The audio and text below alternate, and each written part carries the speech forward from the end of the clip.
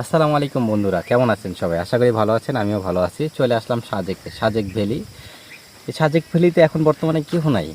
চাকমা বাঙালির দ্বন্দ্বতে এখন সাজেক ভ্যালিটা পুরো ফাঁকা।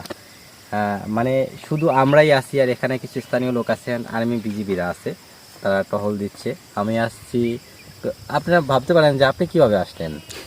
আমি এখানে আসছি, আমার ওই যে টাওয়ার টাওয়ার দেখা যায় না, ওই দেখা যায় এখান থেকে হালকা পাতলা। আমি এখানে আসছি রবি টাওয়ারের কাজে। কাজ শেষে মনে করলাম যে একটু ঘুরে আসি, সাজেকে আসছি, এখন একটু ঘুরে এখান থেকে একটু দেখে যাই।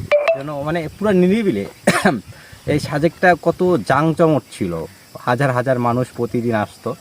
আর আজকে সেই সাজেকে কোনো লোক নাই, বাইরের কোনো লোক নাই, স্থানীয় লোক ছাড়া অ্যান্ড বিজিবি ছাড়া আর কোনো লোক নাই। দেখেন এত সুন্দর একটা জায়গা, হ্যাঁ, কোনো লোক নাই। বিষয়টা অনেক খারাপ জিনিসটা। আমি মনে করি যে এখানে মানে প্রশাসনের একটু ক্ষমতাটা আরও বেশি হওয়া দরকার ছিল, যাতে সব সময় অ্যাভেলেবেল এখানে পর্যটক থাকতে পারে। দেখতে থাকুন, উপভোগ করতে থাকুন। সাইদুল ইসলাম ইয়ানু ট্রাভেল ব্লগসে সুন্দর সুন্দর প্রকৃতি এবং দৃশ্য।